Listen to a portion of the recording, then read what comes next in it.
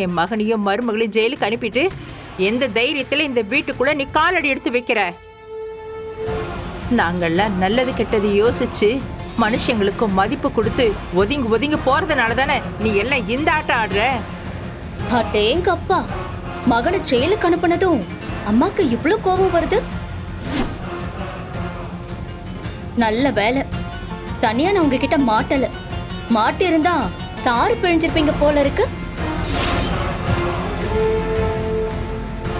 ஏய் போதும், இங்க எதுக்காக வந்திருக்க அத முதல்ல சொல்லு.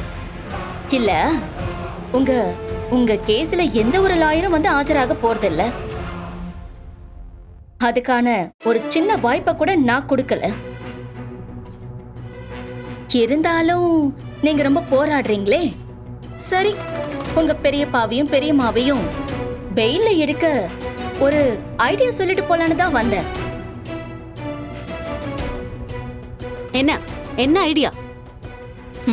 இது தலைவி பதவியிலிருந்து ராஜினாமா பண்றதுக்கான லெட்டர்.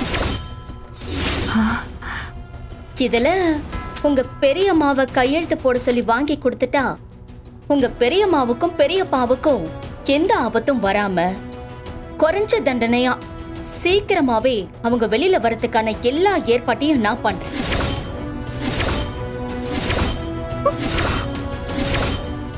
ஏய், என்ன பூச்சாண்டி காட்டிக்கிட்டு இருக்கியா? அண்ணி இந்த பதவியில நிக்க ஆரம்பிச்சதுல இருந்து நீயும் என்னென்னவோ பண்ணிக்கிட்டு தான் இருக்க. இப்ப கடைசியா என் அண்ணனையும் அண்ணியையும் ஜெயிலுக்கு கூட அனுப்பிட்ட. உனக்கு இந்த பதவி மேல அவ்வளவு வெறி இல்ல? மச்சான், அந்த பதவிக்காகத்தானே இப்படி வெறி பிடிச்ச மாதிரி எல்லா காரியத்தையும் பண்ணிக்கிட்டு இருக்கா. தங்கச்சியும் மச்சானையும் உள்ள தள்ளுறதுக்காக அப்பாவியான ஒரு உசுரை வேற எடுத்திருக்கா. ஏய், என்ன இப்படிலாம் பண்ணா நாங்க எல்லாரும் பயந்து போய் எங்க மாமாவையும் அத்தையும் விட்டுருங்கன்னு கெஞ்சுவோன்னு பாத்தியா? இங்க பாரு, நாங்க அமைதியா இருக்கோன்னு திரும்ப திரும்ப சீண்டி பார்க்காத. அன்னைக்கே உங்க அண்ணன் எங்க வீட்டுக்கு கேஸ் சிலிண்டர் போட வந்தப்பவே உங்க 2 பேர் கதையும் முடிச்சிருப்போம். எங்க மாமா சொன்ன ஒரே வார்த்தைக்காக தான் அமைதியா இருந்தோம். இது மட்டுமா? பதவி ஏற்பு விழாவன்னைக்கு அம்மாவை கொல்ல பார்த்தாங்க. அப்பவே கதிர் இவளோட கதையை முடிச்சிருக்கணும்.